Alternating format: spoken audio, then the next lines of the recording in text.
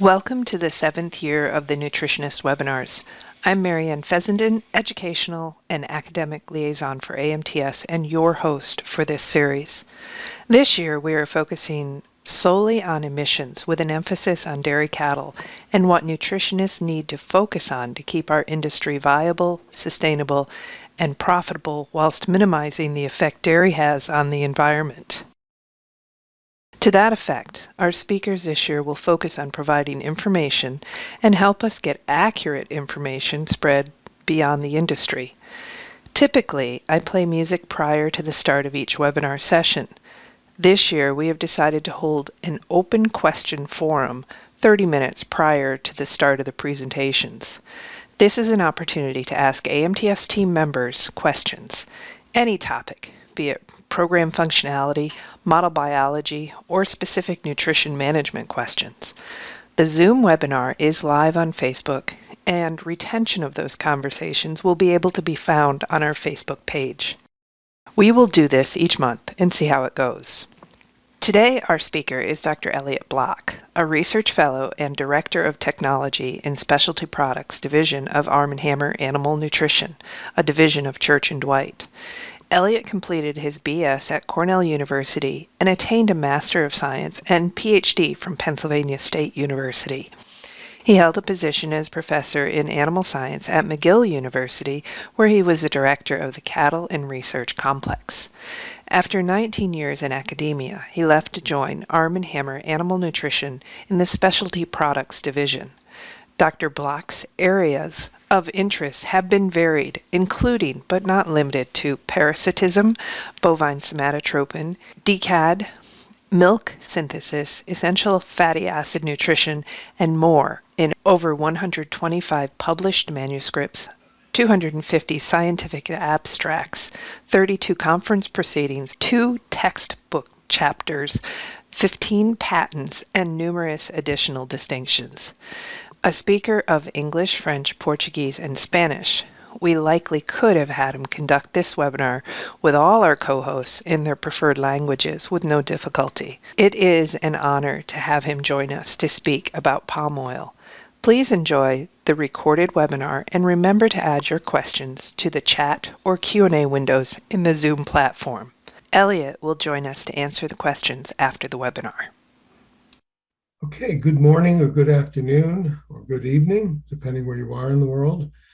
My name is Elliott Block. I am a research fellow at Arm & Hammer Animal and Food Production. I was asked to give a seminar today as an overview on the issues related to palm oil production and palm oil use. Zoning in eventually on the feeding issues, feeding cattle with derivatives of palm oil. So palm oil, as a brief introduction, it was originated from West Africa. It got introduced into Malaysia mainly as an ornamental plant.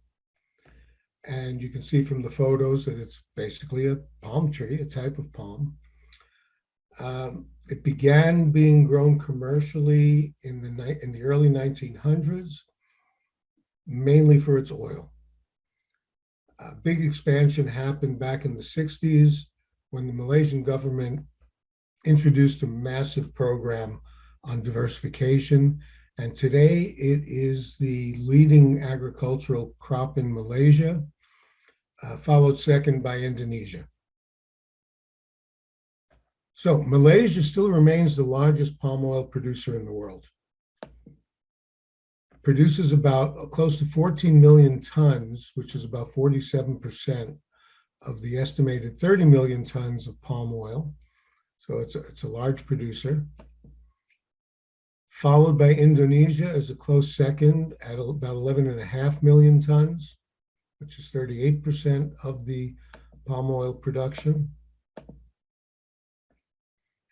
And it increases year over year between 6 and 8%. So versus last year, it's about 7% higher now. So the palm, the kernel, which is, that's harvested from the tree, It's called the palm fruit, and it basically has a dense center that's called the palm kernel, and then the outside, which is the endocarp, the mesocarp. The mesocarp contains the oil that we use to make palm oil, edible oil. The palm kernel has a completely different fatty acid profile. It's used mainly in cosmetics and pharmaceuticals, and I'll show you why. Its fatty acid composition is totally different from the mesocarp. In fact, it looks more like coconut as far as an oil is concerned. So this mesocarp is what's pressed for palm oil. And the center, the palm kernel, is used to make palm kernel oil. Everything that you see on the market for feeding cattle are derived. They're not palm oil directly, but they come from palm oil refinement. And the refinement process is not too different from other oils. You basically get transportation into the plant. You get a sterilization process, a stripping process, extraction, purification, which leads to crude palm oil. This crude palm oil then goes into refining, which can follow one of two streams depending upon what streams they want to take off for different functions. So primarily, there's physical steaming, then degumming, which has to happen with almost all oil production, then a deacidification because of the phosphoric acid that was used, deodorization, and that goes into what's referred to as refined, bleached, deacidified palm oil. Okay, or that's the stuff that people use to eat. From this deacidification process, though, you get what we call fatty acid distillate. And what that is the free fatty acids that were taken off of the triglycerides that go into palm oil. This is the stuff that smells.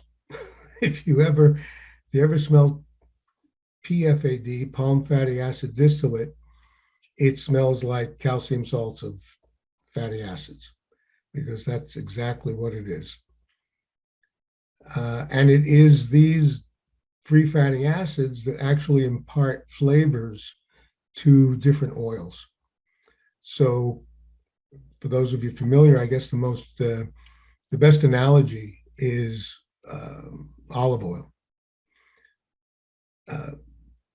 Virgin olive oil still has some free fatty acids in there, so it has a flavor and a smell that's distinct to olive oil. And when you consume refined olive oil, first of all, you see the pigments are gone. It's a more clear yellowish solution rather than a green solution. And the flavors are just not there. The fatty acid profile, though, of the distillate and the oil, the edible oil, is pretty close to the same.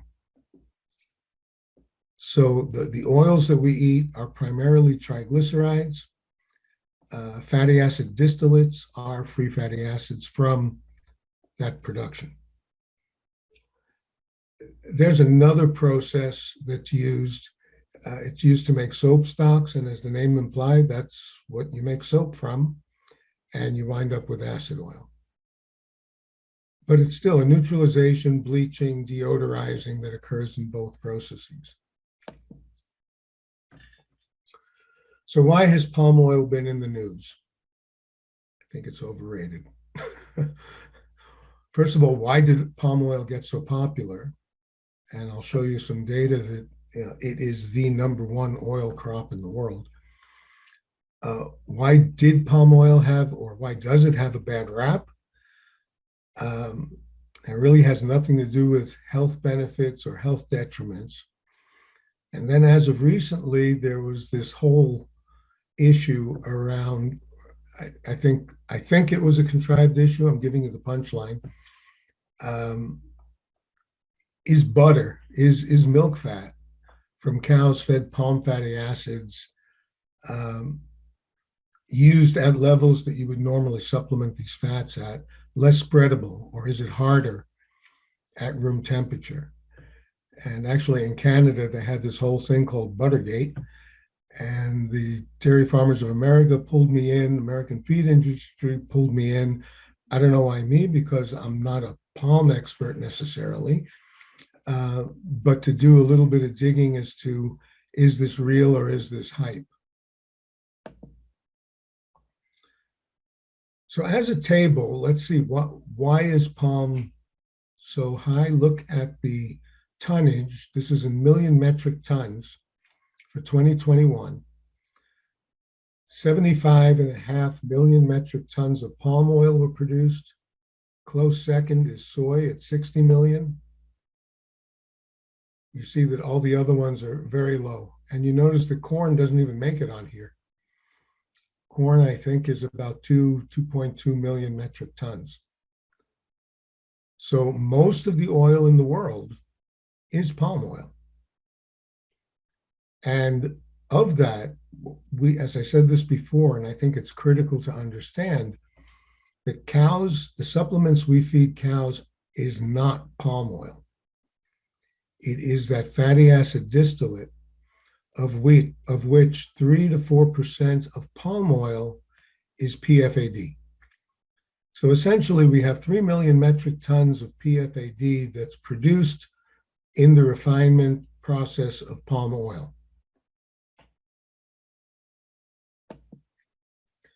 And graphically, you can see it more clearly that palm oil is about 36% of the world oil production. Soy is close second at 29, and then everything goes down to olive oil, which is 2%. So why is palm so popular? I think these two pie graphs would give you almost the whole story. If we look at the planted crop area on the left for all the oils produced in the world versus the production of these oils on the right, you see that palm oil accounts for 4.8% of the planted oil crop acreage, yet produces 35% of the world oil production. So it is a highly productive plant. Versus soybeans at the close second, 43% of the total crop area for oil seeds is in soybeans, producing 29% or 30% of the total oil production.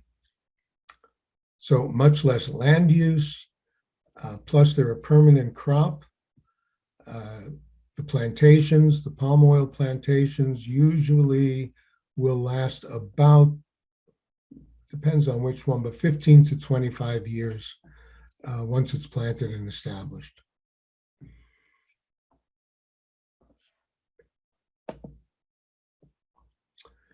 Now, I'm going to preface this by saying I went back to the paper and I could not find what these values, the units for these values. But this gives you an idea, at least a relative idea, of the energy input, total energy input versus total energy output of palm, soy, and rapeseed was in there also, or canola. And you see that it's highly efficient palm oil.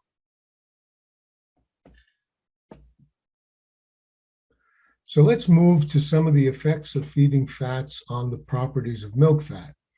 And I don't think this is news to anybody, really, thinking about it. This is a paper that I found from 1892 from the New Hampshire Experiment Station. And basically, I'm not expecting you to read this. Basically, it says that whatever you feed the cow is going to reflect in the milk fat. And that's true, as true today as it was back then. If you feed anything with fish oils, you get a little more fish oils in the milk. If you feed palm, you get a little bit more palmitic acid in the milk. Stearic acid, same thing. So it's not news to people. What's news, not news, what's made the news is that it does, because you're changing the fatty acid composition of the milk fat, you are changing the melting properties of that fat when you process it. So in other words, if you have more saturated fatty acids in milk, your cheese is going to be harder at a lower temperature compared to some of the unsaturated fats.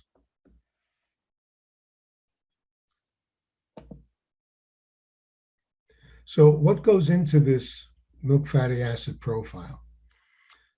Well, what you see here is breed differences for 11 fatty acids across lactations as a percentage and sum of the total saturated fats, monounsaturated fats, which is primarily 18.1 or oleic acid, and then the polyunsaturated fats, 18.2 and 18.3.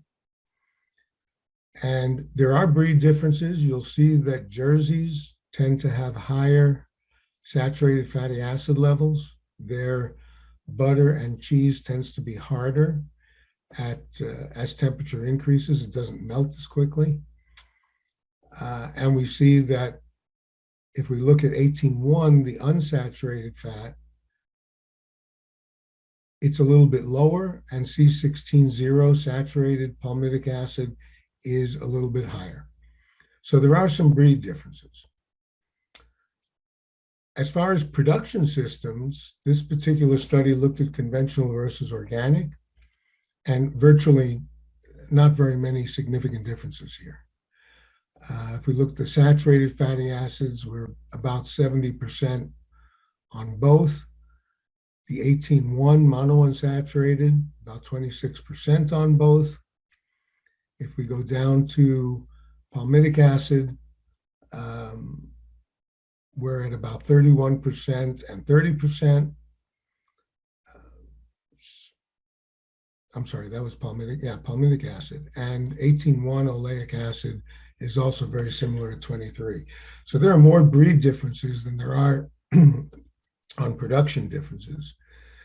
And then if we look at heritabilities, and our geneticists get very excited when these numbers are, when the heritability is 0.1 or higher. So what you see is that the amount of short-chain fatty acids, medium-chain fatty acids, and long-chain fatty acids are highly heritable. Also, saturated is very heritable. Less so for unsaturated fatty acids. That's where the fudge factor comes in of whether you're increasing or decreasing that, but also it's a highly significant number.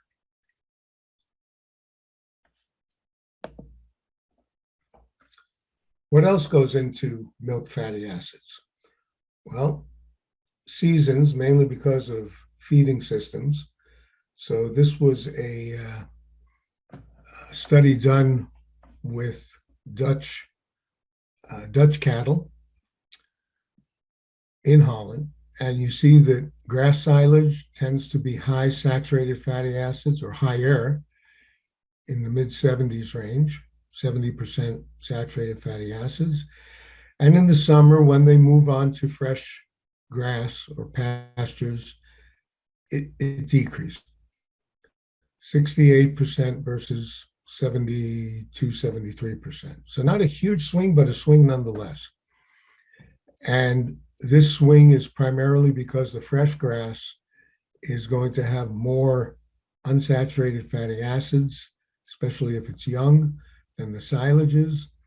Plus, there's a pretty fast rate of passage there. So a lot of that bypasses the rumen, and you wind up reflecting that in the milk, which is also why you could get somewhat of a milk fat, not depression, but a milk fat slowdown when you're feeding grasses, fresh grasses. And these are probably very predictable based on that fact of more unsaturated fatty acids in the milk of summer-fed cattle on grasses. You're looking here at the CLA content of milk, which is the fatty acid that can cause milk fat depression. a biohydrogenation end product of biohydrogenating essentially 18,2 and 18,3 linoleic and linolenic acids on its way down to stearic acid, 18,0. So you see more of the CLAs in the summer in these cattle. You see more 18,1 trans, which is the precursor of the CLA. It's the really one of the first steps in getting 18,2 to 18,0. And then from here, it can go on to CLA. You're looking here at 18,3. Again, we see a slight increase in the summer. And finally, this is just 18,1, oleic acid. We see more oleic acid in the summer as well. So what I'm trying to get you to take away on this is that milk fatty acids is going to vary with many different factors. And we'll get into some more of those as we progress here.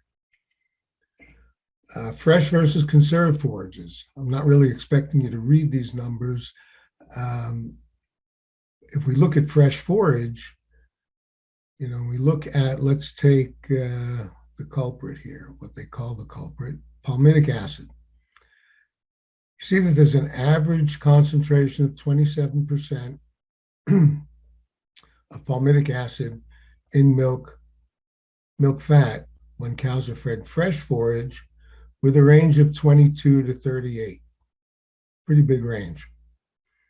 If we move over to conserved forages, instead of 27, it's 31, so a small increase in C16 that has very little to do with what what supplemental fat you're feeding. Has more to do with the forages and grain mixtures. But even at that, you're still looking at a range of 25 to 39. So if you try to find significant differences between cattle for 16-0, it's nearly impossible.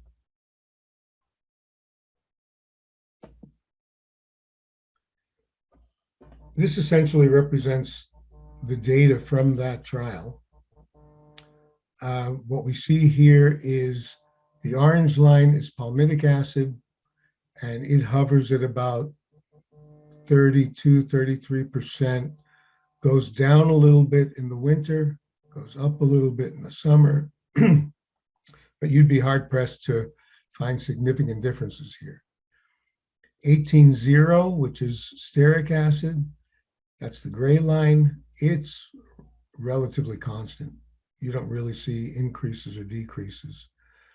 You do see variation going on day to day, but you don't see a big difference over time. And then with oleic acid, you see a bit of a decrease here just before winter sets in. This area you could say is lower, but it's still within the noise range of what normal milk fat will be. Now, this was an interesting study. It was done in Quebec and Ontario. It's the C16 average from October to April, October 2019 to April 2021.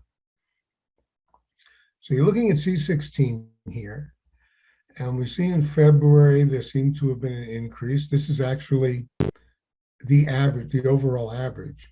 The dark gray line, the dark gray bar is what's called the interquartile range. So it is the variation in herd average. And over time, you really don't see, huge variations. We're talking here about a low of about 31% and a high of about 32%. Now, that will make, in the lab, that will make a difference in the what's known as the solid fat content, or the melting point of butter, but I doubt very much that it would be highly significant.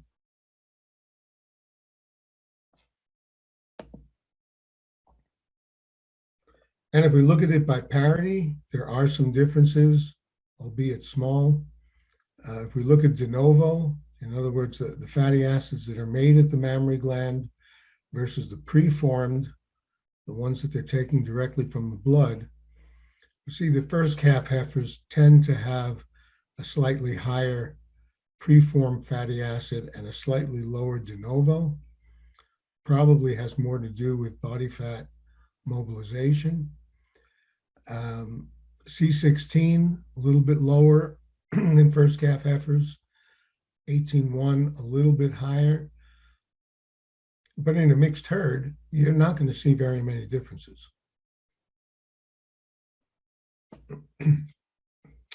This is basically that same data that they spread out onto a graph. And we see here that the preformed, so if these are coming from intake and body fat mobilization, it makes sense that you get more preformed milk fatty acids at the beginning of lactation when they're mobilizing body weight, and less de novo, the orange. And then over time, once you're at about 100, a little less than 100 days in milk, the de novo is pretty flat, and so is the preformed. C16 and 18.1 kind of vary along the same gradient, a little bit less of the C16 at the beginning, probably because of mobilization. Same thing here for 18.1, and then they flatten out. But if you notice the scale here, we're talking about 20% up to 25% for de novo. We're talking about a little less than 30% up to about 31, 32%. So it's not large variations. And of course, if you're doing year-round calving, so you essentially wash out all the seasonal effects, your milk fat should be fairly constant across the board.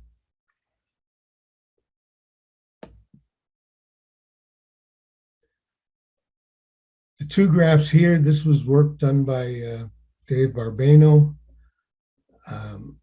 looking at de novo plus preformed and preformed fatty acids with week of lactation. Follows pretty well the slide from Quebec and Ontario, where the preformed fatty acids were higher at the beginning, came down and settled in at about 35%. The de novo lower at the beginning, then wound up at about 25, just shy of 25% for the rest of lactation. And the output of fatty acids in milk, pretty much the same. This is the graph on the left is percent. The graph on the right is grams per cow per day. It follows very well with the graph on the left. The big difference, of course, was in permiparis versus multiparis. DN is de novo, PF is preformed. Obviously, for the blue and purple, the difference here is basically lactation, first lactation versus multiparis cows.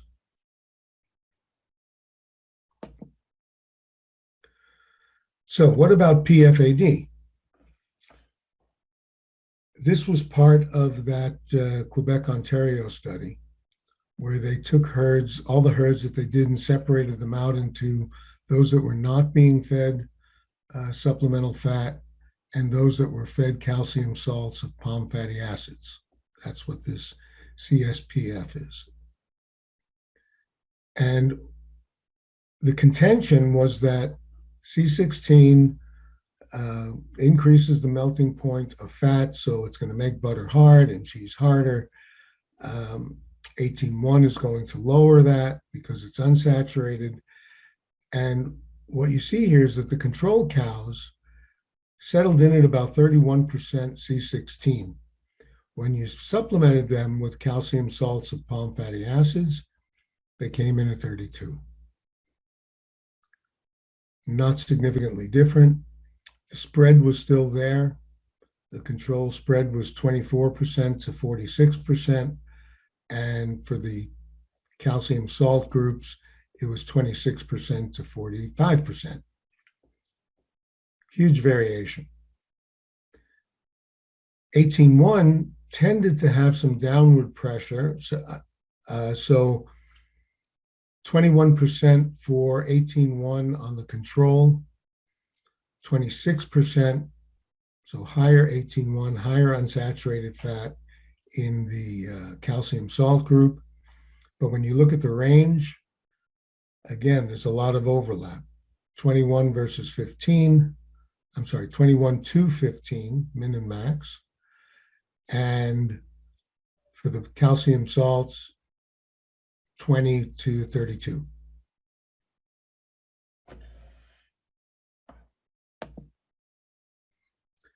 And the reason this whole thing came up was because it's a chemical fact. Anybody who's taken chemistry knows that saturated fatty acids will melt at a higher point, so palmitic and stearic acid, versus unsaturated fatty acids, which basically melt at -5 and -11. The more unsaturations there are, the lower is the melting point. Oleic acid being somewhat in between. But the amounts that wind up in milk, because cows just don't eat 16.0 or 18.0, they're consuming, actually in their base diet, mainly 18.2 and 18.3. They consume pretty much unsaturated fatty acids. Now, those get biohydrogenated in the rumen to various extents. So they do turn into 18.1 and eventually 18.0 if they stay in the rumen long enough, or can produce CLAs and cause problems with milk fat production. And the cheese industry actually has a term that they call solid fat content. Solid fat content is a function of temperature determined in Emmental cheese. So you can imagine that this was not derived in the US, but it was determined in Emmental cheese, that's the standard, at the end of ripening, which takes 52 days. And they're using differential scanning calorimetry. So what this graph shows is pretty much that at lower temperatures, you have more solid fat in the milk than at higher temperatures.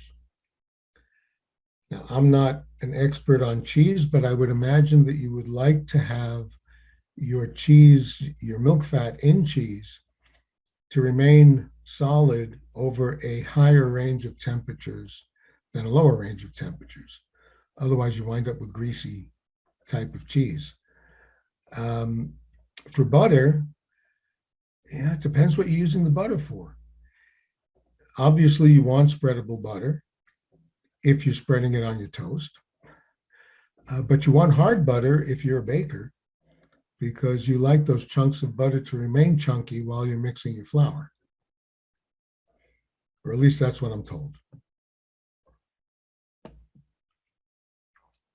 So as far as the solid fat content summary, there's a huge variation. And I'm not saying that feeding more palmitic acid will not increase palmitic acid in milk. There is a point at which you probably will. I don't think anybody feeds enough to really cause that to go off the charts.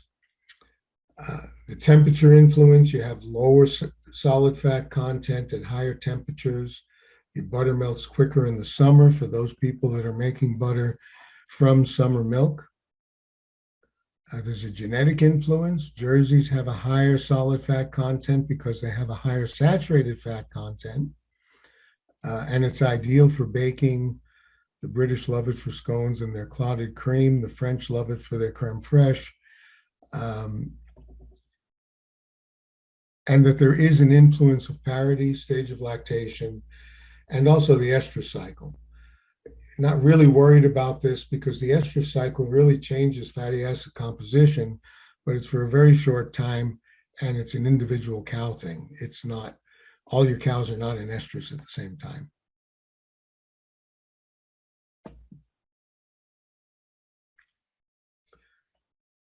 Fresh grass tends to lower the saturated fat, the solid fat content, because of the higher unsaturated fatty acids. Grass versus maize or corn silage has a higher solids fat content. Could be because of the loss of unsaturated fatty acids in maize silage, the different types of fermentation. But that's my speculation. Palmitic acid tends to increase within a range, increases the solids fat content. Stearic acid basically doesn't change. There's a tendency towards increasing the solids fat content.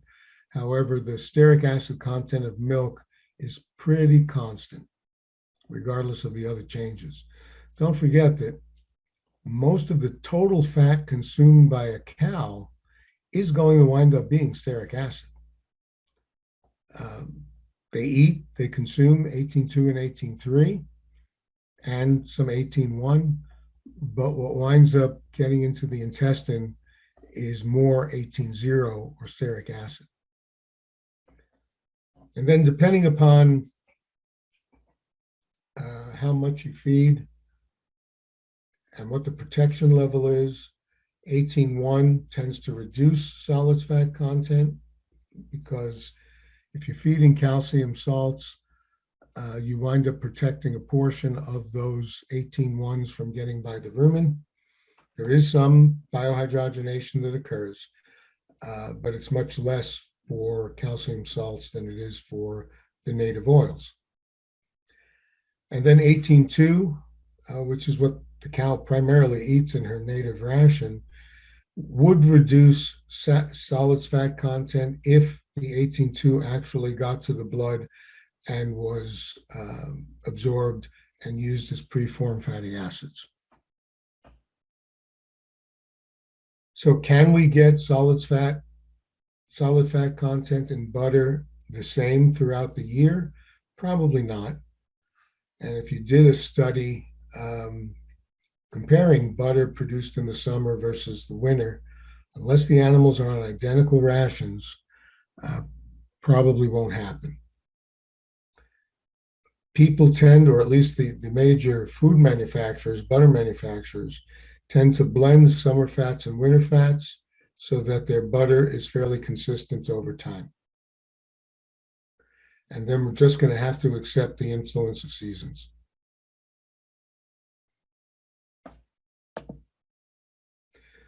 So what's the last point about palm? This is where you get into the environmental aspects. From the growing and producing and harvesting, processing of palm, there really isn't in fact, it's more environmentally friendly from that standpoint. Where it falls apart is that most of the palm plantations, less now, but most of the palm plantations that were put in 25 years ago were done by burning rainforests and clearing land. So it is a big environmental concern. The other concern was in labor, using labor, and this has been a concern worldwide, especially in Indonesia and Malaysia. So there is a group that's called the RSPO, that's Roundtable for Sustainable Palm Oil Production. And what this is a group of palm oil producers that get together and adhere to these 8 principles. In order to become a member, you have to prove that you're in compliance with all of these issues. So responsible consideration of employment, environmentally responsible and conservation of natural resources, biodiversity, that essentially precludes any more burning of rainforests if you want to be a member of this.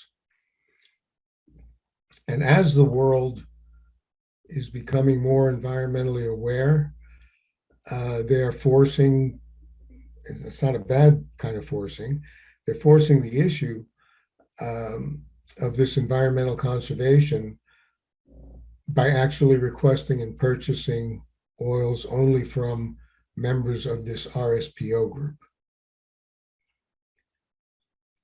And there is a website if you want to see what they're all about, rspo.org. We, Arm & Hammer Animal Nutrition, is a member of this. What you see here is a shift. This is 2018, 2019.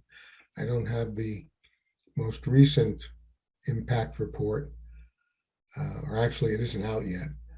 But what you see is in Indonesia, if you look at those, the increase in RSPO certified areas, you see that there's an increase in 12%. In Malaysia, there's an increase of 6%. Other countries are also increasing, not so much in Africa, but in Latin America, they're increasing as well. And all of the oil, all of the PFAD, the palm fatty acid distillate that we buy, is from RSPO certified regions. And what's going to happen with time is, as these plantations go out of production, the ones that were established on essentially rainforest burning, they're going to have to be reestablished somewhere else, and they're going to have to do as much as possible to restore the habitat in those areas. How easy that is, I'm not sure, but that's the intent. So really what that does is it takes away, as this is happening and we're getting more and more of these sustainable forms of palm oil cropping, that pretty much takes away the concern of environmental impacts, and it also takes away some of the employment, let's say fair employment practices. It would be like fair trade coffee or something like that. It's very similar.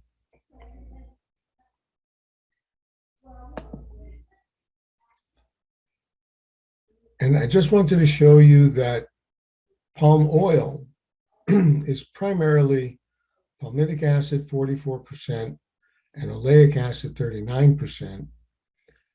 The other fatty acids are minor. Linoleic can come in as high as 10 or 11%.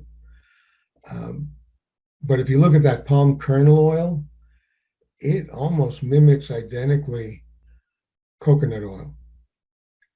And again, it's primarily used for industrial purposes.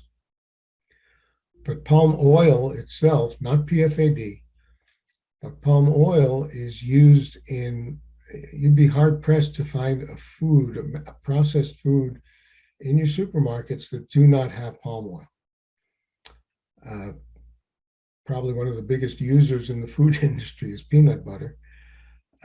Peanut butter has palm oil mainly because it will stop the peanut butter from separating because it hardens at a lower temperature.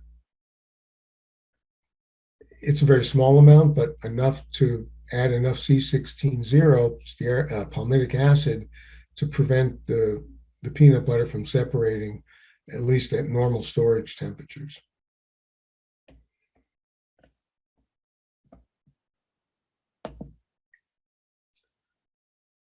Now, there are differential responses to different fatty acids. And this is some work that was done basically by the Michigan State group with Adam Locke's group. This is a few years old. And they did a meta-analysis, and this showed pretty conclusively, and also matches up with a lot of studies that are reported, that if you look at total fat intake, not just supplemental fat, but the total fat intake of a cow, that the digestibility of the total fatty acids in the diet decrease as your fat intake increases. And this is not a surprise. There is a differential response, though, between stearic acid and palmitic acid. So if we look at stearic acid, we see that this depression in digestibility occurs at a faster rate than it does for palmitic acid. It still decreases. It's just the rate of the decrease is greater as you incrementally increase 18.0 versus 16.0. Still worthwhile to feed fat.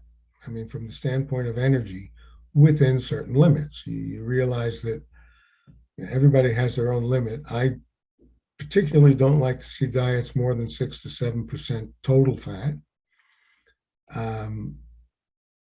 Once you start getting higher than that, you run the risk of getting into this area where you're reducing fatty acid digestibility, and then it's just a trade-off.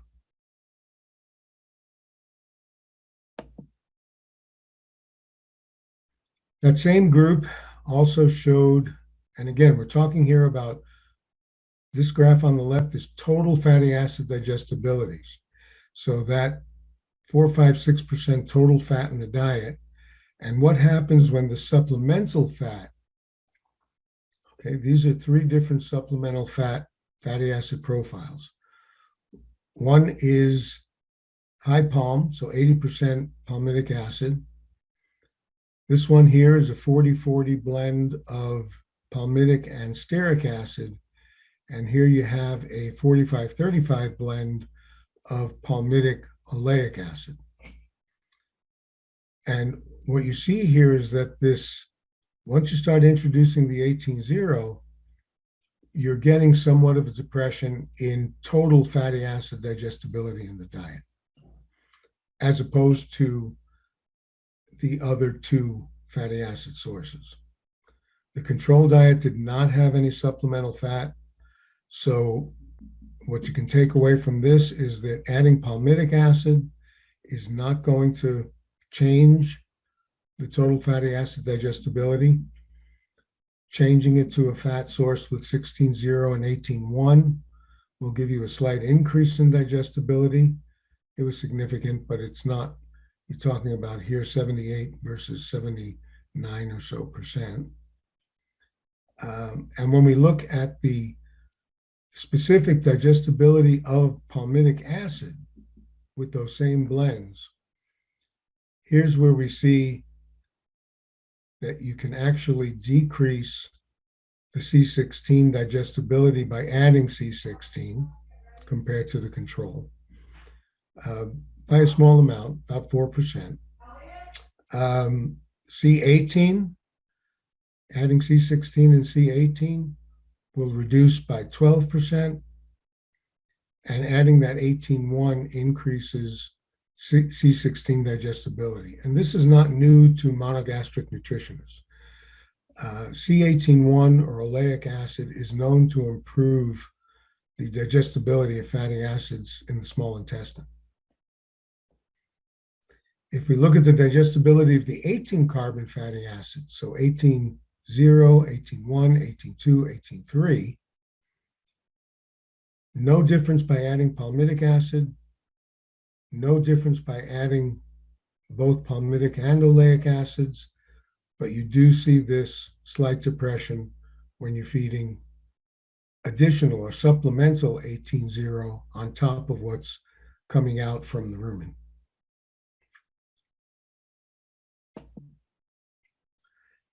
And the other thing to consider on fatty acids is that fatty acids have an effect, a metabolic effect.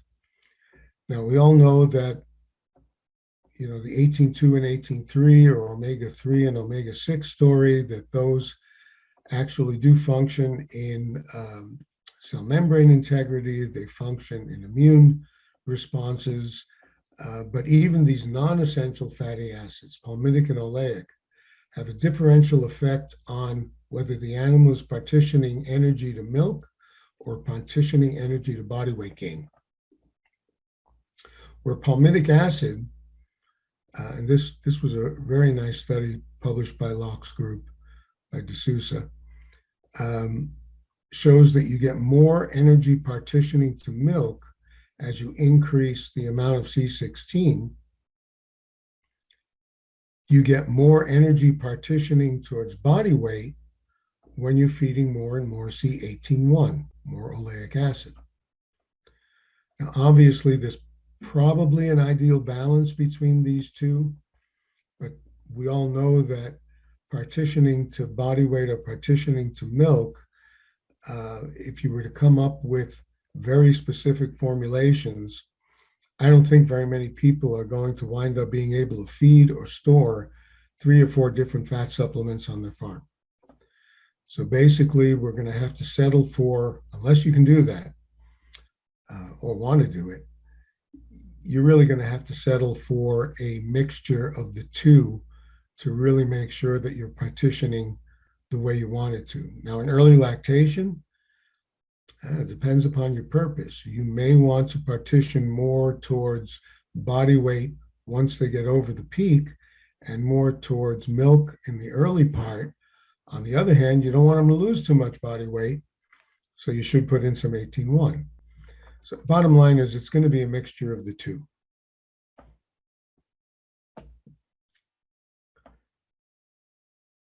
So that's about all I have to tell you about PALM. I don't want to get into the specifics of fatty acid metabolism. Well, I want to, but that's not the purpose of the talk. What I did want to do here is try to familiarize you with what some of the issues are, more social issues and production issues regarding these fatty acids and their fatty acid profiles. So I thank you for your time, and if you have any questions, keep them coming. I have a few bit of housekeeping details to take care of before we get to the questions. There have been some questions in the chat window, and let me do this correctly. And I also will bring up these slides so that if Elliot needs to refer to a specific slide at the end of, while he's answering some of the questions, he can just tell me which one to go to. So I'll leave it like this so that I can easily scroll. All right, so thank you first for joining us. As a reminder, Dr. Block's slides will be available as a PDF document for download from our website. That page will have links to the recording and the PDF presentation there. I do convert the audio to podcasts. You can find those under the podcast tab on the webinar on the website, or subscribe to us on Apple Podcasts. We'll get to questions in a few minutes. First, I want to thank my team and my sponsors and tell you about next month's webinar. Next month, we will feature Dr. Frank Mittler, the director of the Clear Center at UC Davis. The working title of his presentation is The Real Story About Climate Change and Animal Agriculture.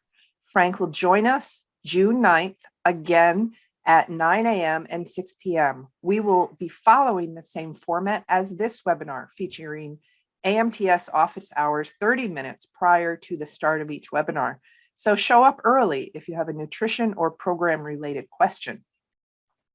This morning, I am joined by members of my AMTS team and some distributors. Lynn Gilbert, who helps with everything, and Tom Taluki, who can be relied on for knowledge about nearly everything and intelligent conversation on occasion. AMTS support, sales, and boots on the ground nutritional knowledge is by a wet network of global distributors. This morning, Elena Bonfante from Dairy Innovations Italia and our Italian distributor, and Marty Traxler of La Tech, who serves as our distributor in Mexico, joined us in both the office hours and during the webinar. And we were joined by Dr. Huday Kavustran of Zerv and our distributor in Turkey. They're going to join with questions and observations based on their personal consulting experience and regional specific issues. I value their input tremendously. I also want to give all the credit for office hours to Elena. Vijay Durbal, another AMTS team member and our chief technology officer, has been pitching a podcast like Cows and Coffee concept for years.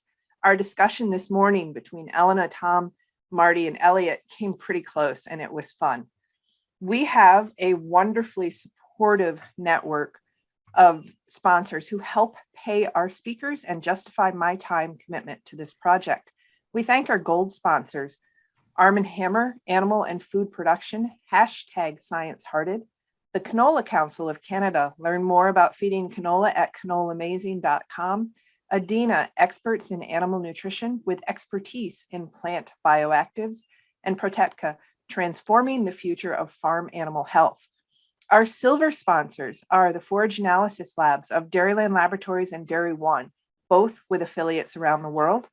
Adiseo, Ruminant Nutrition Solutions to ensure animal performance, and Novamil from Novita Nutrition. Our bronze sponsors are AminoMax, Virtus Nutrition, Origination Inc., and Balchem. Each of these companies support education and research worldwide. We hope that you consider them in your formulation decisions. I'm done talking. Now we'll have some questions. Our panelists today, Elena had to leave early, unfortunately. So I'm going to ask our panelists to say hello.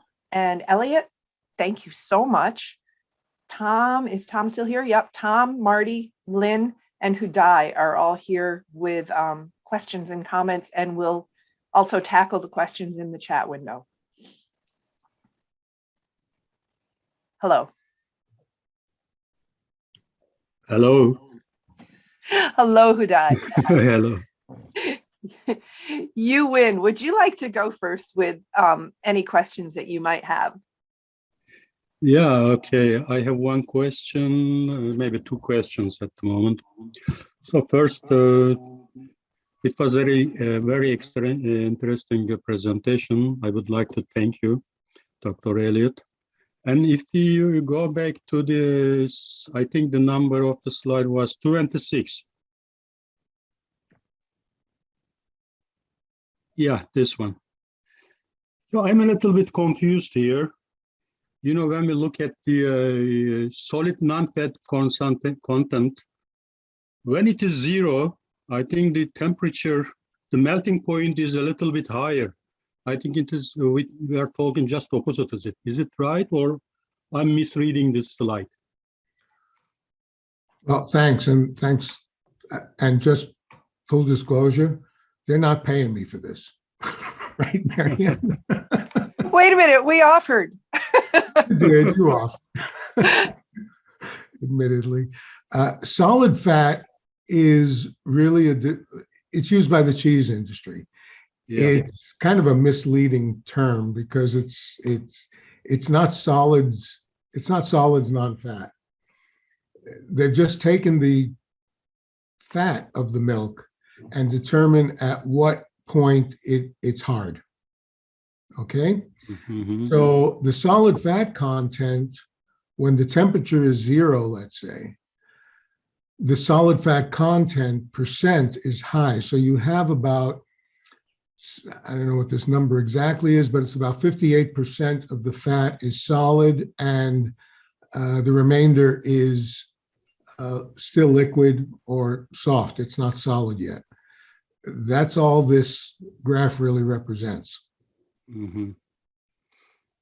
And okay, it sort of makes sense. As the temperature goes up, you have less of it solid and more of it is liquid. Mm-hmm. Okay, great. My second question is about the particle size of the calcium salt of PFADs. Does have any effects on the bypass percentage of the? Yes, the answer is yes, and we've had a number of studies to show this.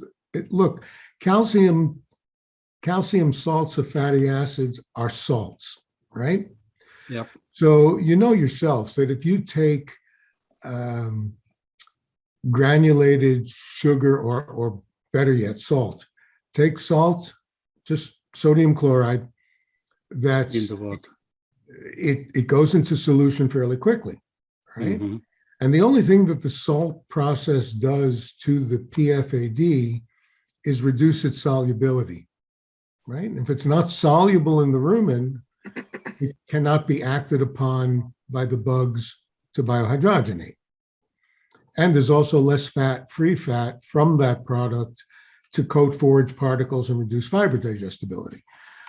As oil, if you add oil to the diet, at some point, that's what's going to happen. You reduce fiber digestibility, you get biohydrogenation, you get milk fat depression. If you take rock salt and put a hunk of sodium chloride salt block into water, it takes a very long time to go into solution. Same principle for calcium salts of fatty acids. The finer the particle, the more surface area there is per unit of weight, and you have the same rate of solubility, but it takes longer to get the whole thing to dissolve if the particle is larger. So yes, there should be, and there is, more bypass potential from larger particles than smaller particles. Okay. Thank you, Huday. Do you have more questions or? No, at the moment. If I have, I will ask. All right. Thank you. Thank you. And Elliot, I think that maybe tackled the questions that Akira had in the chat window with your explanation on that one. I could be wrong, but can you see those to see? Where's Akira's question? Calcium salts still have biohydrogenation in the rumen. The answer is yes, because depending how soluble they are, even the larger particles, you're going to get some solubilization and some release. It's not 100% bypass. But whether it's 60% bypass or 20% bypass really depends more on the particle size and rumen pH. As the rumen pH goes down, you get more solubility. So, an acidic rumen is going to have, even a larger particle is going to go into solution quicker, faster at a low pH. Okay, thank you. Marty, do you have any questions or thoughts that you want to ask before I go to some more of the chat window questions? Oh, go ahead, Marianne.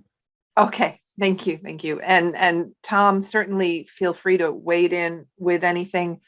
Lynn, I know you always stay silent.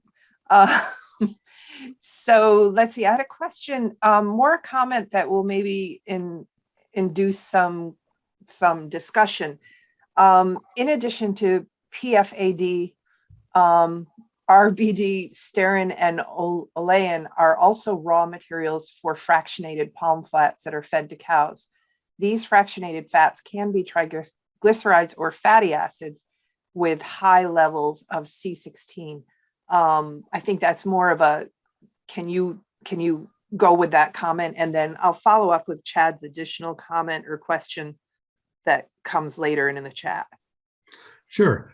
Well, there are about 15 different fractions that the industry, the palm refining industry, pull off of the palm stream, one of those two streams that I showed you, for different functions. Now, palm olein and stearin are basically triglycerides of either stearic acid or oleic acid. Now, one thing you have to recognize is that triglycerides are a little bit more difficult for the cow to digest. There's a lower digestibility than there is for free fatty acids. And that's simply the hydrolysis process that goes on in hydrolyzing those triglycerides into free fatty acids and glycerol. Okay, so that put aside, tristerin or palm stearin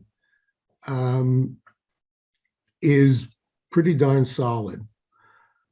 Palm olein is basically oleic acid, triglyceride of oleic acid. If hydrolyzed in the rumen, the triglyceride is hydrolyzed in the rumen, that would be like just feeding oleic acid, and you would probably get an increase in CLA production and wind up with a reduction of milk fat at some point. I don't know what that point is because I've never fed olein or stearin. They're primarily used to make some of these high palmitic acid free fatty acid supplements. I think it was, yeah, it was Bill Weiss who had done some really nice studies looking at triglyceride forms of palm versus free fatty acids of palm or calcium salts of palm, and found that the digestibility of the triglycerides were pretty low. And in fact, when they were hydrogenated and made into basically 18-0 and 16-0 triglycerides, the digestibility was pretty close to corn. So I have not seen these used, at least on this side of the world, in feeding ruminants. There's more use of them in non-ruminants. But that's the best answer I can give because I've never fed them and I don't know how much of them are used in diets here. Okay, thank you. And to follow up on Chad, another question from Chad, do we know the difference in greenhouse gas footprint of standard palm oil versus RSPO palm oil? If you take out of the equation the original burning of the forest, and the fact that that forest doesn't exist anymore to sort of clean the air, there should be no difference. And this is, I don't know this, I'm suspecting this. I would assume that there's no difference in greenhouse gas emissions in the growing and harvesting of the plant itself. Okay, thank you. Questions from Elena, because she had to leave early. Let's see, since the industry is trying to reduce the use of palm oil, is the hydrogenated fats going to be a valid alternative? And by the way, she says hi. I have a webinar with her in a couple of days. That's a tough question because actually it's a loaded question. As the world reduces palm oil, I don't know let's say that's for perceived reasons, because I don't think there's a real reason now, given what we know, to reduce palm oil use. If we've taken out the equation, the fair labor practices and the burning of forests, I don't know what the downside is. There's certainly a health benefit, or at least neutrality, for C16 in our diets. So I don't know what that would be. Now, put that aside, and let's get to the hydrogenated fats.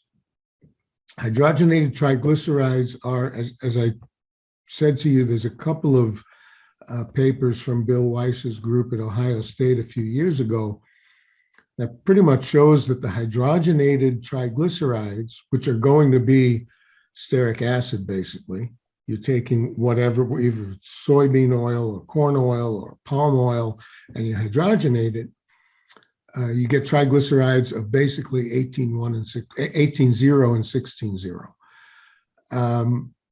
Aside from the trans fatty acids that are produced in the hydrogenation process, not biohydrogenation, but chemical biohydrogenation, chemical hydrogenation, I should say, you're going to get a much lower digestibility of those fats. And maybe you won't see it. Maybe what's going to happen is you'll wind up increasing the hydrogenated fats in the diet without a concomitant increase in productivity. There was one trial by Adams' group. He didn't do triglycerides, but he did free fatty acids.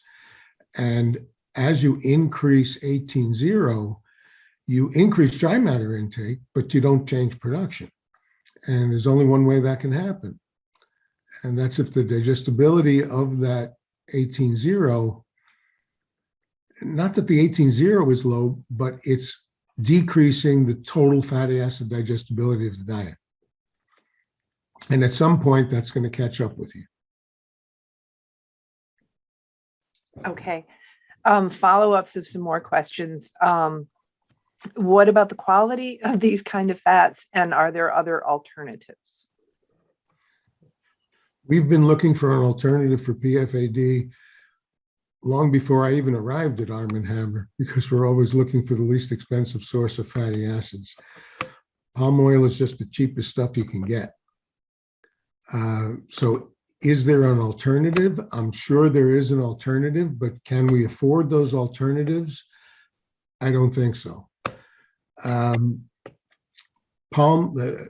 What drives palm fatty acid distillate prices is really the biodiesel industry, because that's one of the major alternative uses for PFAD is to convert it to biodiesel. So actually PFAD prices are more related to oil prices, crude oil prices, than they are to palm oil prices. Do you think we're going to see some, maybe a different viewpoint of palm oil? Maybe it'll be looked upon more kindly given the.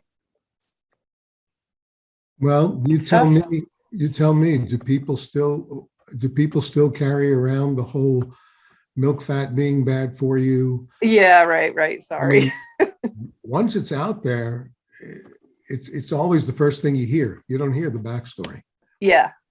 So Exactly. I don't think this is going away. And no matter how much education we do, I don't know if it's going to have a significant impact in the short term anyway.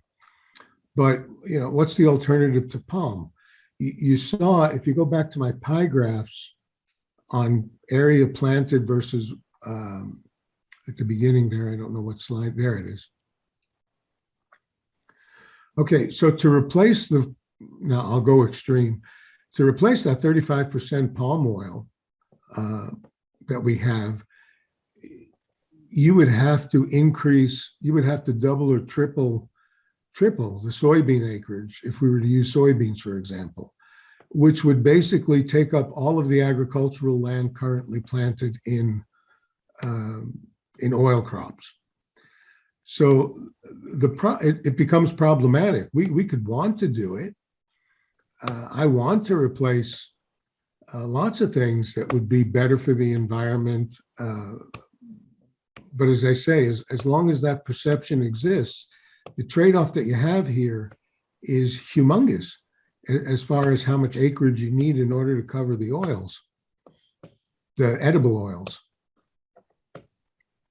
What is the sensitivity of palm oil to changing climatic effects? To changing what? Climatic effects? Well, so if we have regions that are possibly drier or possibly wetter or possibly warmer, maybe colder, where will that affect palm oil? How sensitive is the range of growth?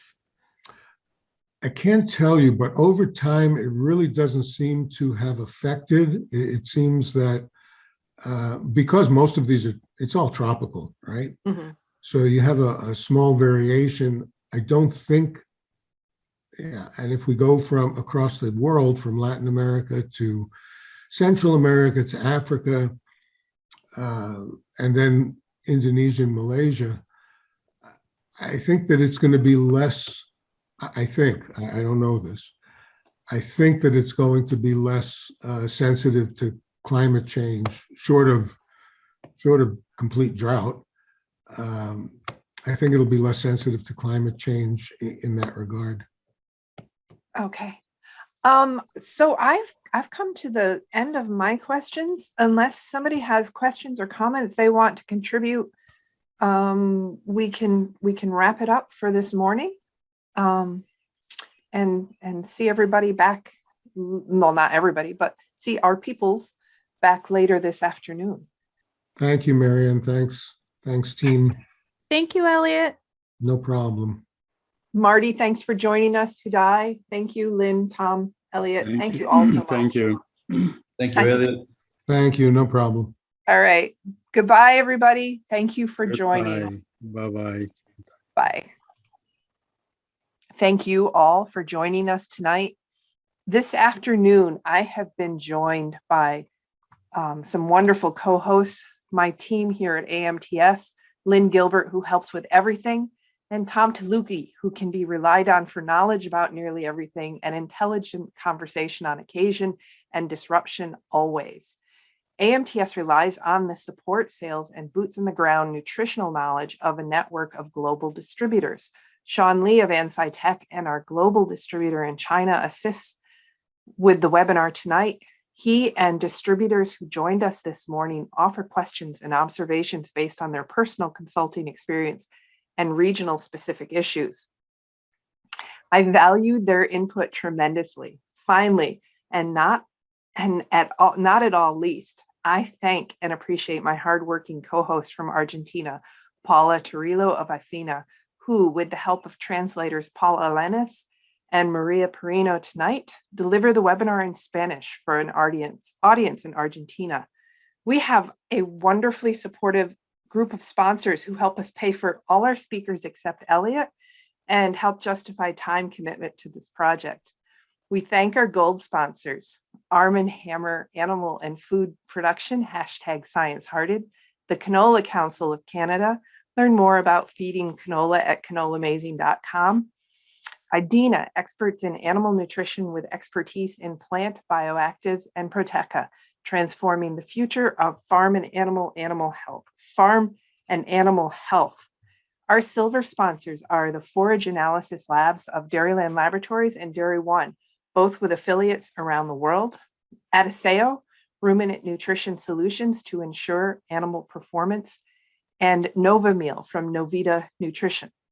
Our bronze sponsors are AminoMax, Virtus Nutrition, Origination Inc., and Balchem. Each of these companies support education and research worldwide, and we hope you consider them in your formulation decisions. And Tom is being disruptive.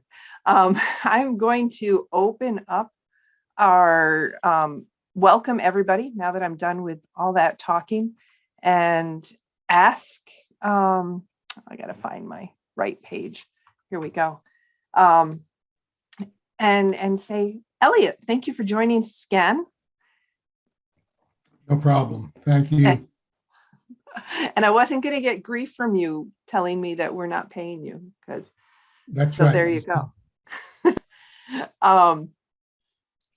Let's see, Lynn and Paula and Sean and Tom maybe, but I can boot him.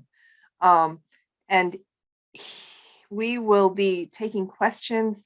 I'm going to go first to Sean because I'm going to give Paula some opportunity to collect herself if she needs to with any questions. So, Sean, how are you this evening? Thank you, Marianne. Thank you for a very good presentation. My evening is okay. Thank you. I have just one quick question. It's about organic farm use of palmitic or calcium salt. This kind of products. Any comments about that? Yeah, it's a tough one. First of all, as far as I know, as far as GMO is concerned, palm oil is GMO free. But I don't think it can be classified as organic because there is no specific organic production, at least on not certified organic production of palm oil. If there is, it's very small, local, and it probably goes to the food industry. The PFAD that comes off of that is pretty much mixed because if you've ever, I've only seen them once, but if you ever see these palm oil refineries, they're getting so much palm from all different places. They know where they're getting them from, but they can't yet separate them out unless there's sort of a boutique production. But I have not heard of organically grown palm oil. And therefore you can't have organic PFAD because that's where that's what the calcium salts are made from. Any palm oil, if you look, any of the organic palm oil will just be expellers, I bet, because we could do the same thing like with soy production. There's as soon as you get into solvent-based products, boom, that organic certification's out. The only organic soybean oil is from expellers. Yeah, no Yeah. solvent extraction. So I say if there is organic, it's going to be boutique kind of production, because I haven't seen or heard of very many palm oil producers that ship to these expellers. And that's the best of my knowledge right now. Okay, thank you. Thank you too. Sean, do you have any more questions or comments? Well, I like to, as we discussed yesterday, I like to broadcast this one in Chinese to Chinese audience. Maybe later, I like to know if Yeah, we'll work on Elliot, that. has time. Yeah. Correct. Yeah, I want to jump in. I want to jump in here. Yes, because please. I was think gonna go to you next, Tom. one of No. the really fascinating things that I saw in your slides, Elliot, and I learned a lot. I mean, the whole. I always wondered where the distillates came from, and your quick overview of the processing method really was powerful, as well as the amount of volume. Because when we look at it, I took 3.4 million metric tons of palm distillate. That's only enough for 9.3 million cows today. I mean, so basically the market is pretty much at capacity then, isn't it? It's not really at capacity, because first of all, the capacity is more driven by crude oil prices. Because as crude oil prices go up, it's funny that palm fatty acid distillate is not tied to the production. The price is not tied to the production of palm oil. It's tied more to its use in biodiesel. Yep. So PFAD can be used in biodiesel production, and that is what drives pricing for PFAD. You can make more. I mean, you can always make more distillate. Of course, the price point for the palm oil producers is getting that RBD palm oil, right? That's what they're interested in. They're not interested in the distillate. Yeah, and you know what? Let me come back to that, because if we look at now with the disruptions in supply chains because of Russia going into Ukraine and all that sunflower oil disruption, and we look at a country like India or even China, where so much sun oil is used in daily cooking. In India, the first choice that they go after, they can't get sun oil, is palm oil. So Yeah. Is that adding additional pressure on the whole distillate side of the business? It's not adding pressure on the distillate side of the business. It's adding pressure on the oil, the edible oil, because in fact, Malaysia, I think it was Malaysia, recently announced that they're going to limit exports of palm oil to make sure that there's enough in country for the population there. Yeah, and we're seeing more of that of where these countries are doing export limitations to make sure that their own people have enough food. They still have to, they still have to make the distillate and get rid of that distillate. Now, will rising oil prices, because of the whole Russia-Ukraine thing or whatever, just oil prices in general, will that might put more pressure on PFAD than palm oil. They can increase palm oil production in pretty much a heartbeat. It only takes a year and a half or so to get trees established and producing. A year and a half. So we're talking 2024. So yeah. I mean, that's the whole thing, is anyone in our industry hopefully kind of understands the lags related to how we change cropping systems, how we change all that in relation to food supply. But what we're basically saying then is, where we're seeing food inflation and food availability of ingredients, we're stuck in kind of this shit spot for there's pressure. 3 years, 4 years. I mean, even commodity, byproduct commodity prices, almond hulls and all of that. I know. That's going out of sight also. It's stupid.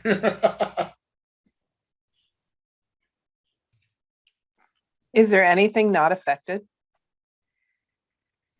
My waistline, that's a problem. That's a pity. Not for you only.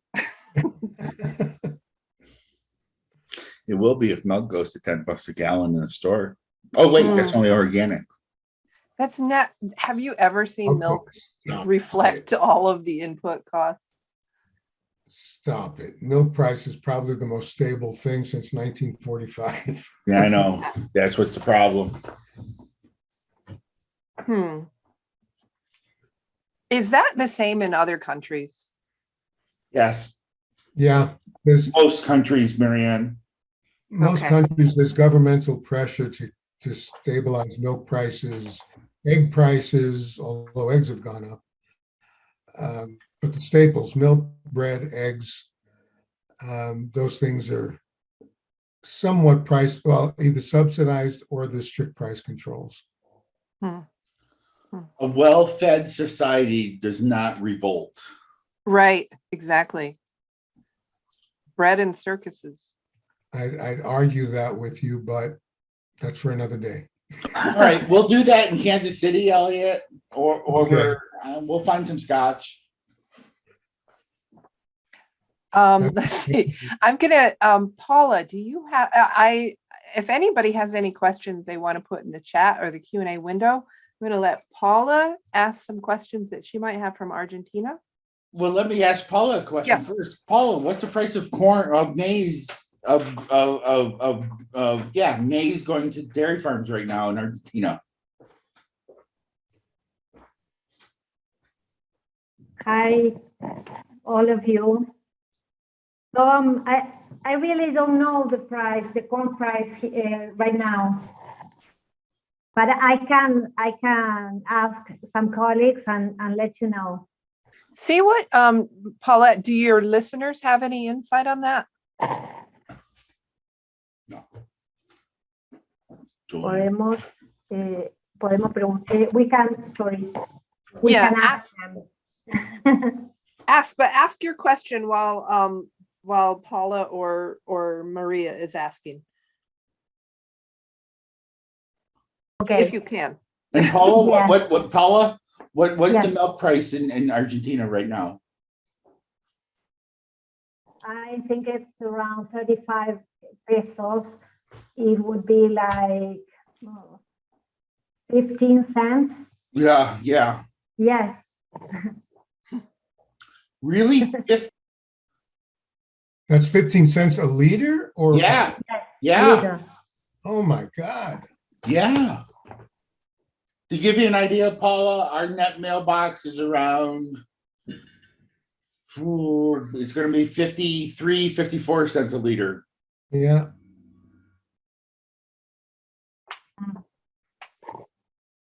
Yes, and here it's cheaper. Okay, I don't know how to stay in business. Well, that's why most of the there's not many dairy farms left in Argentina, Elliot. They've all been, all right. They have been taken advantage of by milk, by milk better. prices. Now I have the corn price here now from one of the participants, 30,000 pesos a ton. 30,000 pesos. Okay. So, I'll do the math. Yes, please. Paula, while he's doing math, would you like to, because he'll be busy, but not very long, he's so fast. Could you ask a question? Yes, I have. Yes, one of the participants is correcting me the price of the milk, because we have two types of dollar here in Argentina: the official one and the black market. real one. So Really? Only two, Paula? Isn't it? no, like there are four? much more, but two are the most common ones. So if you convert it to into the official dollar, it would be $0.375 a liter. 8.5 cents per dollar right now. No, 0.85 cents per dollar is what the official rate is according to my system. 0.375. Yeah, no, that's wow. The Argentine banks are making money off of you guys. Yeah. So that 30,000 that 3,000 pesos is equivalent to $256 a metric ton. I wish I could buy corn at that price.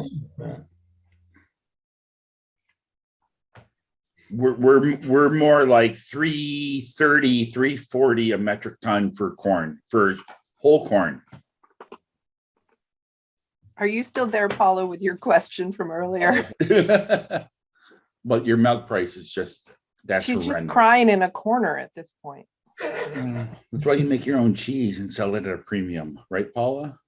I don't know if she's doing that anymore. All right, I'm going to unmute that. Thank you.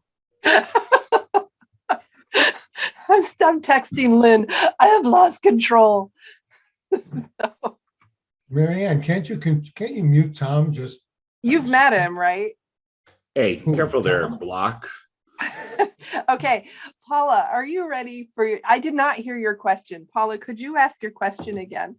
The question is about the supplemental palm oil, which is the recommended quantity to offer to a dairy cow, a lactating dairy cow.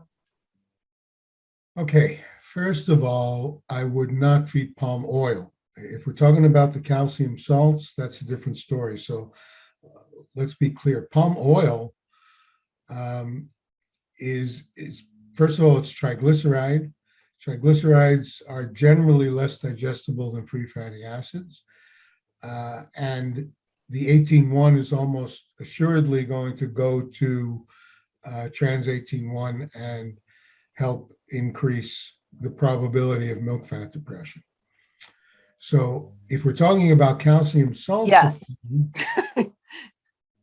then I would, there's not really a recommended rate. I mean, you have a total dietary fatty acid that should probably not be higher than 6 or 7%. So maybe 8% total fat as you know, with the glycerol and everything else as a ether extract or as an hydrolysis fat. So if your base ration is, let's say, 5% fatty acids, you can add 2% to the dry matter as calcium salts. And, you know, a cow eating, I don't know, what, 25, well, let's give you the benefit of the doubt and say that they're eating closer to 28, 29 kilos of dry matter. So you're talking about, what's that, about, I'm not calculating in my head too well. Well, 2% of 25 is going to be 5, right? So Yeah. 500, that's 500 grams. So somewhere under 700 grams a day. And it's not necessarily a recommended supplementation. Why are you feeding fat? You're feeding fat because you want to increase the energy density of the diet. You have a limitation on how much of that can come as fat. So, you know, if you're feeding a whole bunch of, let's say, distillers grains that have high fat or corn gluten that has high fat, you're not going to add very much more fat to the diet, or you're going to wind up with either fiber digestibility problems or milk fat depression problems. So it all comes down to how much total fat you're willing to have your cows tolerate. Elliot, can you see Weebin's question? Is your answer pertaining to that as well? I'm not that smart.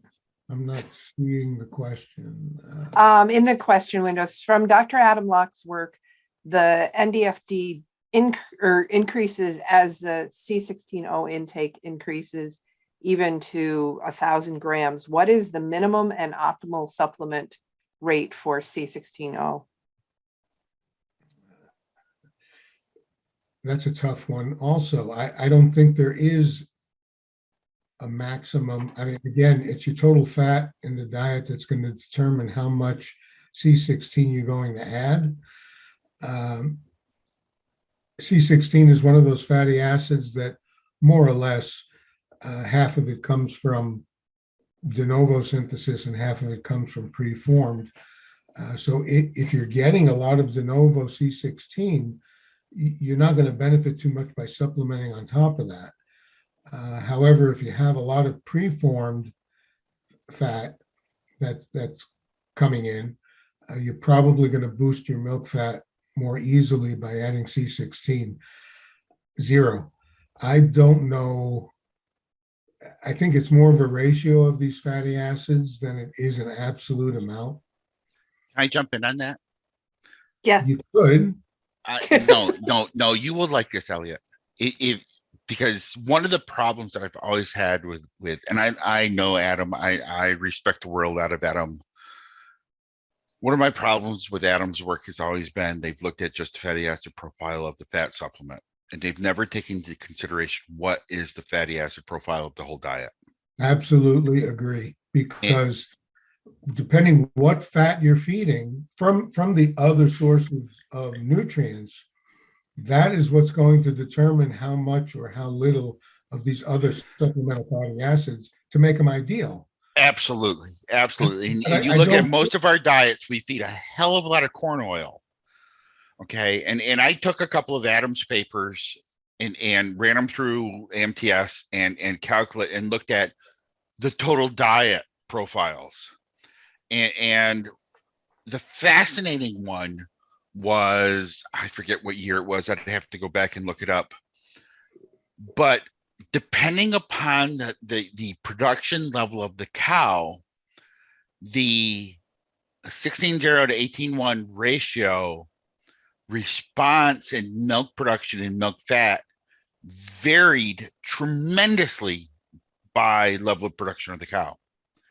And that's fascinating as hell to me. But it clearly showed just going after pure C16 is really the wrong way to go. It all depends. It depends on what is our objectives. What are our objectives? What is the stage of lactation of the cow? What is the productivity of the cow? We may need to have 2 or 3 different fat supplements on a farm and target feed specific fatty acid profiles based upon the whole diet to different groups of cattle to maximize the response that we are going after. Tom, on a decent farm, I'm not talking about a 25 liter a day farm. Yep. On a decent farm, do you really think, with the exception of maybe correcting body condition score, do you really think that we need supplemental fats once you get past, I don't know, 175, 180 days of milk? It depends on the rest of the diet and where body condition score is and what our objectives are. But you can formulate without any supplemental fat once their production goes down to a certain level. I don't know what level that is, and that's going to vary with what the base ration is. Yep. But I think it's completely impractical to even think that either distributors or farmers want to have 2 or 3 different fat sources on the farm. I know. That's why I think we're going to have to settle, and I don't think it's a bad settling. We're going to have to settle for some blend on these supplemental fats that's sort of like, it may not be the best, but something else would be a little bit worse. Yep. And then depending upon the whole diet. Depending on the whole diet. Are you going to change them according to body condition score? They go to fat supplement 2 when they reach a body condition score of 3.5 or below 3.5. Are you trying to gain weight? Are you trying to optimize milk production? Are you just trying to optimize fat production? Yeah. Don't know. I'm going to butt in and circle back around to the discussion of prices. We just had some input from Barry Crosby that said a 1,600 cow dairy in Eastern Idaho is paying $411 for flake corn. I'm glad I'm not in Idaho. You really think it's per short ton? You really think it's going to be better other places? Oh, I know what we're paying in New York for ground corn. What? Well, hell, 330. Yeah, but And the flake corn hasn't reached 400. no, well, it depends. Now, wait a minute. It depends on the quality of the flake. Uh, Okay, if we go into a lot of California, Arizona, you're a hell, high this. quality flake, so that's okay. Oh, say what? I am flaky as hell. I'll admit that. But okay, if I were to buy flake corn right now in New York, I'd be paying $30 a ton over ground corn. So Right. this is 28 pounds per bushel, by the way. I'd be paying $30 over for flaking. So I'd still only be 360. A comment. It's logistics. It's logistics. You know, when I was in California a couple of weeks ago, and hearing from a couple of large feed companies in California, the challenges that they're having with rail. You know, the rail companies have gone to these groups and have said, okay, we're going to do, instead of a unit train, let's hook 2 unit trains together. So 200 cars at once, and we'll drop off half of it to company A and half of it to company B. And then they mess it up and drop off the wrong half to the companies. These companies are challenged. This is throughout the West, I'm hearing. They're being challenged to ensure that they have ingredients in inventory. They don't really know when rail is going to get stuff to them. I mean, this is really bad. I mean, the western part of the U.S. is under some severe logistics challenges beyond the rest of us. Besides the cost of rail. Oh yeah, as we've seen diesel go up. I mean, my God, I'm seeing diesel in New York over what I think 6.23 a gallon. $6 a gallon, yeah. I mean, my God, this is the ripple effect on all of that throughout the entire system. It is shocking. I have a question from Weeben. There's research showed that C16O could increase cancer metastasis. Given the public awareness that our industry feeds a lot of palmitic fatty acids, should we find alternatives, or does the public know what we feed? I'll let you take that, Elliot. I'll let you take that, Elliot, because I haven't seen that data. The public has no clue what we feed in the first place. In the second place, what they think we feed, we probably don't. Because right. I read that and I thought, oh, cute.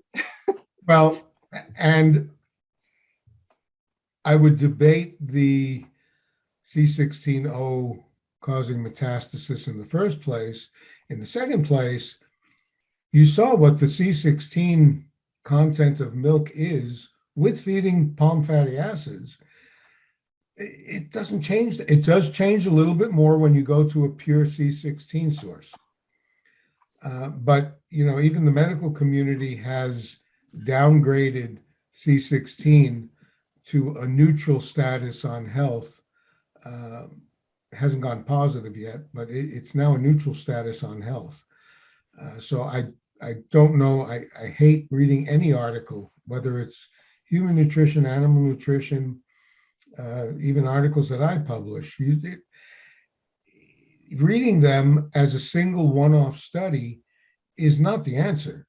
That's why we do things like meta-analyses eventually to see what really is happening out in the population of animals or people. Well, and we had that discussion this morning that it's just something gets bad press, no matter how much good press follows that or evidence-based information. Doesn't that matter. Bad thing sticks. We've been shared the article, yeah, some news articles, yeah. and I think these are the Buttergate situations that you addressed in your talk, Elliot. But yeah, it doesn't go away, does it? No, it just doesn't go away. Well, even if it's inaccurate. Even beyond that, there's I forget who I was talking to in the last week. Who the hell was it? one of their daughters was taking a class in and it was a human nutrition class, and the faculty member was promoting, it was a sports nutrition class, and they were promoting no fat milk for No. yeah, and it's like, and then like 3 lectures later they were promoting how it's all about calories, and so they're these people, academics, and this has been proven in the human nutrition side especially, and human doctors. I'm on the board of directors for a local group of federally qualified health clinics. We've got 6 clinics, and it is kind of accepted in the human medical industry now that for a change to occur in, be it treatment methodology, recommendations for treatment, it takes a full generation. It's the new doctors that are coming out that have been taught the new things or the updated things when things really start to change. So we have all of and the sad thing is, in this case, we have this human nutritionist who is still using data that has been proven to be wrong about the impact of dairy fats or animal proteins and animal protein fats in relation to human nutrition.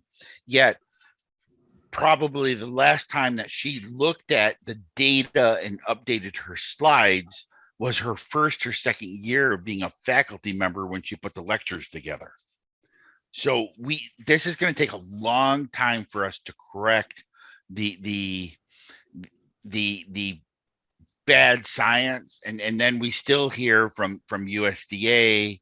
You know, we listened to Van Amberg, who was saying one of his ex-students was at the USDA hearings, and all of these people are bad mouthing animal products, and the science clearly does not support them today, but 20 years ago when that science came out, it did, because it was driven by people that had an ulterior motive to drive their thinking through the industry, and that's still what we're living with. One of my fondest memories of past Cornell nutrition conferences happened a few years ago when Mike Van Amberg arranged to have someone from the USDA come and talk about the new updated requirements. And he was just skewered by all of the nutritionists in the room. And then Adam Locke came in from the back of the room and just sort of marched forward like an avenging fat angel. And Oh took God, him to that's task. true in so many ways. No, and took him to task, and it was delightful. But anyway, Last time he'll come. sorry. The last time he'll attend the conference. Yeah, I think so. But it was one of the best moments. It just he came from the back of the room to the front to just go toe to toe with the guy. Anyway, I think that we don't have any additional questions in our chat window or our Q&A window. Paula tells me she does not have any more. Elliot and Tom, unless you have other points, and Sean, other points to bring up, I'm going to thank everybody and sign off.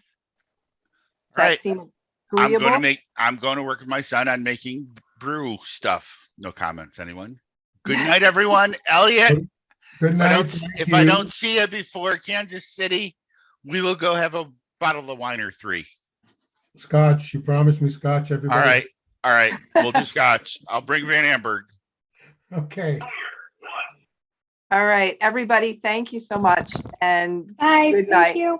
Sean or Okay, Elliot. bye-bye. Good night, Sean. Good night, Paula. And Elliot, it was a delight. Thank you. Thank you all. Okay. Cheers. Good night. Good night. Good night. Bye.